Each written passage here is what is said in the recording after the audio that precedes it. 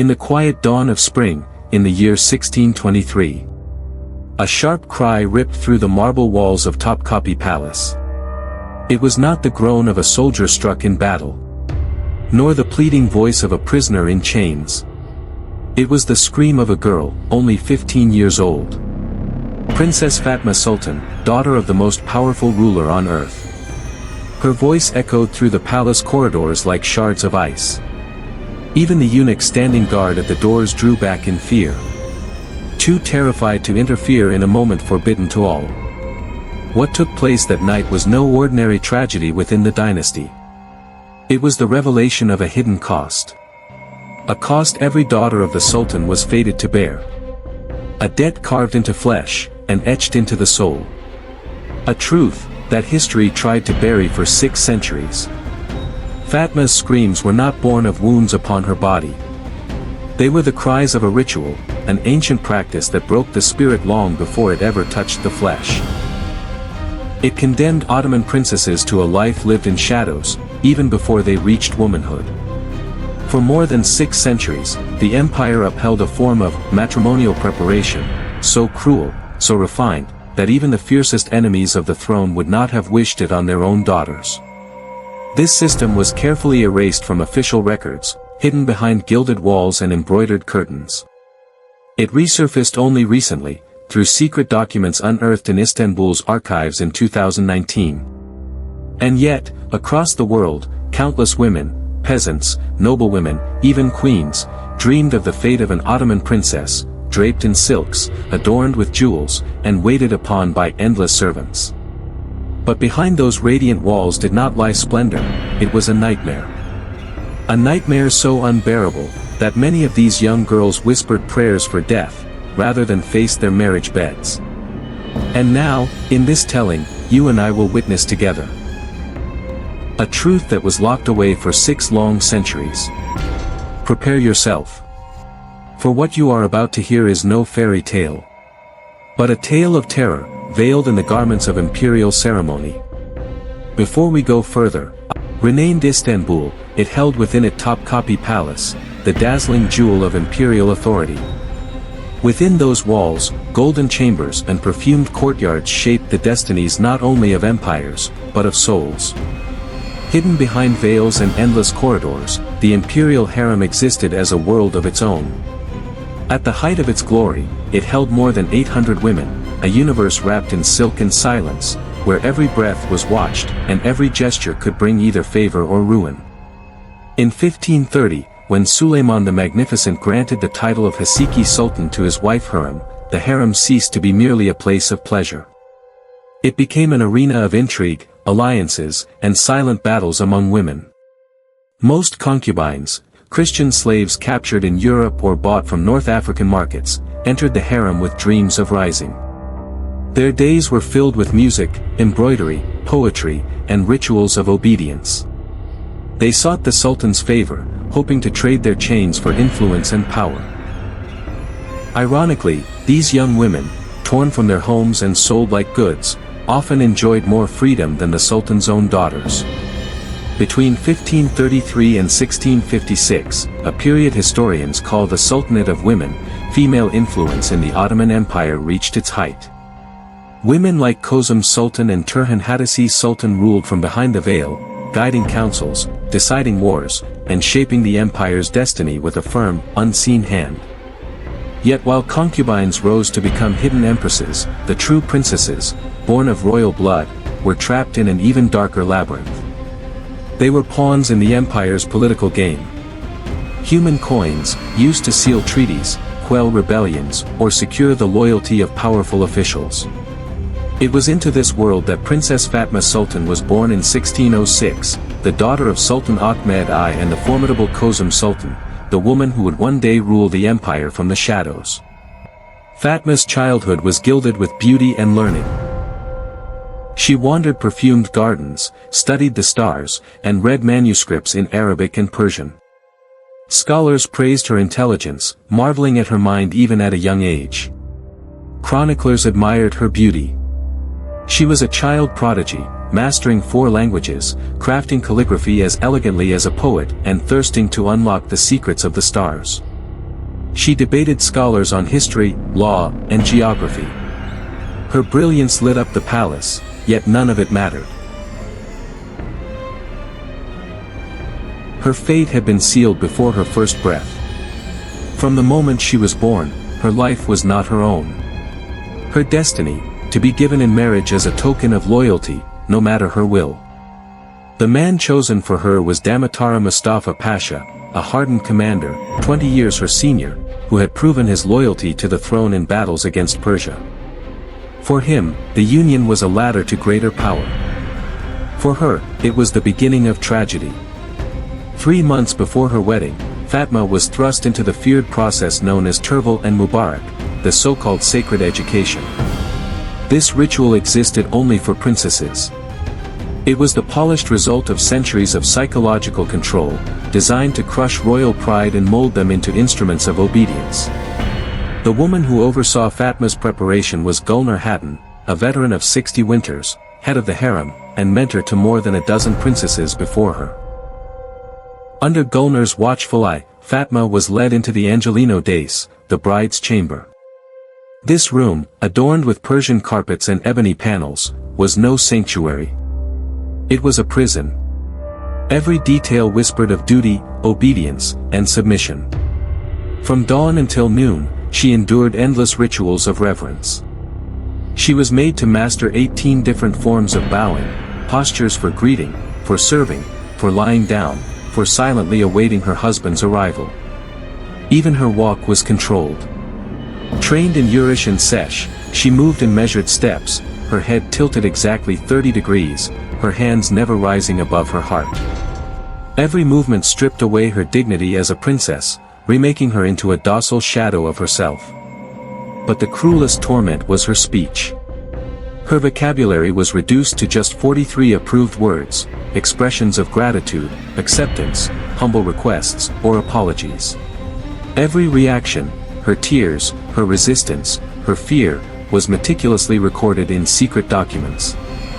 The more she resisted, the harsher her conditioning became. Slowly, the girl who had once dreamed of the stars was broken into silence. Her brilliance dimmed. Her body was trained to obey. Her spirit bent into submission. Princess Fatma was no longer the daughter of emperors. She had become an apprentice to her fate. A week before the wedding, the regime grew even stricter. Fatma Sultan was moved to the Galen Kosku, the bride's pavilion, an isolated chamber where no sound from the outside world could reach her. Here, every part of her existence was controlled.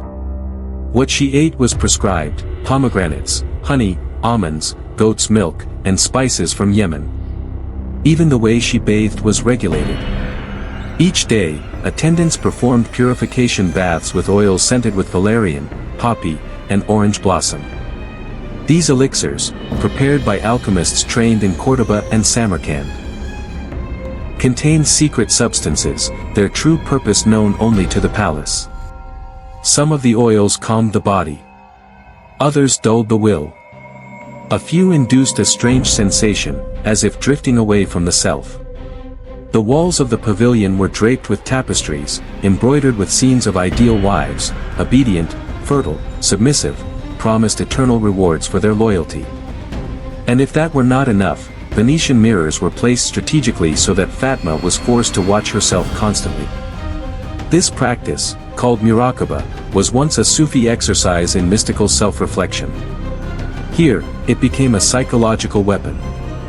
She was made to. Chroniclers recorded that while the guests laughed and feasted, Fatma sat in silence, her lips dry, her gaze empty. Palace doctors noted what we would now call panic attacks: trembling, cold sweats despite the cool March air, complete loss of appetite, and shallow breathing so severe they feared for her life. Outside, the public spectacle shone with splendor. Inside her, terror spread like a dark shadow. And when the final cup was raised and the civilians departed, the most dreaded procession began. Fatma was escorted to the nuptial pavilion, a special building in the private gardens, designed according to plans dating back to Mehmed the Conqueror. Octagonal in shape, it rose in 3 levels. Each level had a purpose: purification, submission, and consummation. The architecture was no accident. Every corridor, every chamber, was meant to amplify her vulnerability, turning the ceremony into a total act of surrender. The first level, Taja, was devoted to purification. Here, Fatma endured hours of ritual baths in marble tubs filled with rosewater, sandalwood essences, and ambergris from Somalia. Alchemists applied ointments mixed with diluted opium, mandrake extract, and secret compounds, designed to induce calm, obedience, even ecstasy. The palace doctors described her state as a kind of trance, the body yielding, while the soul screamed in silence. The second level, Teslim K2, was the floor of surrender. Here, Fatma was dressed in her bridal attire, white silk embroidered with gold, with pearls from the Persian Gulf sewn into the fabric. At first glance, it was a gown of majesty, but it was also a cage. Hidden cords and clasps made it easier to restrain her. The crown weighed heavily on her head, forcing her posture. Anklets and bracelets restricted her movement. Shoes with thick soles slowed her steps. The dress was a prison, sewn in luxury. While Fatma was transformed into a living symbol of obedience, her future husband, Khan Mustafa Pasha, prepared in a very different way.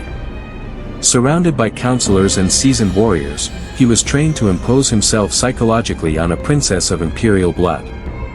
Methods of intimidation. Phrases designed to humiliate. Techniques of physical dominance.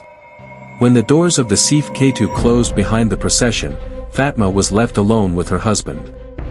Medical records from the time describe what happened next as a total collapse of the spirit. The girl, who had endured months of discipline and humiliation, could no longer respond coherently. Her body trembled uncontrollably. Her voice dwindled to a faint murmur.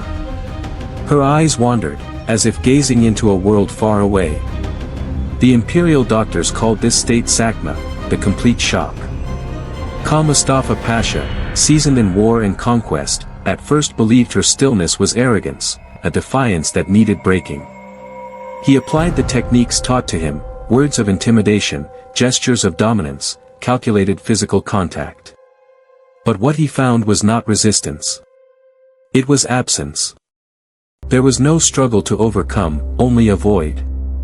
Fatma's mind had fled into deep dissociation, as though her soul had left her body in order to survive. When the consummation finally occurred, after hours of failed attempts, hidden observers recorded it as traumatic for both.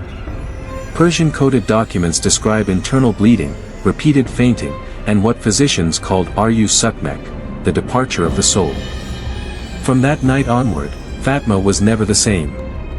In the days that followed, her behavior alarmed even the harshest instructors of the harem. She developed selective mutism, speaking only in whispers, and only when addressed directly. Her appetite vanished completely, forcing attendants to feed her by hand. And she would break into hours of uncontrollable weeping, without reason. Worst of all, she developed what chroniclers called the sickness of fear. The mere presence of a man, even a trusted eunuch, threw her into panic. Rapid breathing. Sweating. Fainting. Palace physicians diagnosed what they termed virginal melancholy, a condition they considered common among princesses after their wedding night. In modern terms, it was irreversible trauma, an unhealable wound carved deep into her soul. They tried remedies, herbs, music, Sufi spiritual exercises. None restored her vitality. The brilliant girl who once debated scholars. The curious mind who adored astronomy and poetry. Was gone forever. In her place remained a dim shadow, obedient, vacant, lifeless. Her books gathered dust. Her instruments lay untouched. The gardens where she once walked with joy grew silent. The daughter of the most powerful sultan had become a ghost of what she might have been. Her marriage to Khan Mustafa Pasha became a mechanical arrangement. There were children. Public ceremonies. Appearances of normality, but behind closed doors, there was only silence, and distance. Later memoirs suggest that Mustafa himself sought refuge in endless campaigns and in opium, trying to drown the guilt of being the instrument of a ritual that had destroyed her. Fatma lived on for 29 more years in this hollow state. She became little more than a figure of ceremony. A mother by duty. A wife without a voice. In 1652, at the age of 46, she passed away. The official record names her cause as a brain fever. Yet the date of her death fell on the very anniversary of her wedding. To many within the court, it was no coincidence. That day, the weight of memory closed finally upon her soul. The tragedy of Fatma Sultan was not hers alone. It was a mirror, a reflection of a pattern endured by generations of Ottoman princesses. Centuries later, palace records revealed that dozens of royal daughters had endured the same fate. Some were left trapped in silence, their voices erased by mutism. Others sought escape through madness, or through death. And a few vanished from the chronicles altogether, as if they had never existed. The machinery of empire, so precise in its rituals, knew well how to erase what was inconvenient. What could not be erased was disguised, dressed in ceremony, softened into polite phrases, or buried beneath ornate words in official documents. Yet the truth could not be hidden completely. It left scars, scattered across secret writings, coded manuscripts, and whispered testimonies that survived in the shadows until our time. Some princesses, despite their conditioning, dared to resist. While the outside world imagined Ottoman princesses as radiant figures draped in jewels and silks. Their true lives were bound by invisible chains, rituals so refined, so merciless, that they sacrificed human souls for alliances and political survival. The harem, in popular imagination, has long been painted as a realm of perfumes, luxury, and intrigue. But in truth, it was also a theater of silence, a chamber of smothered tears.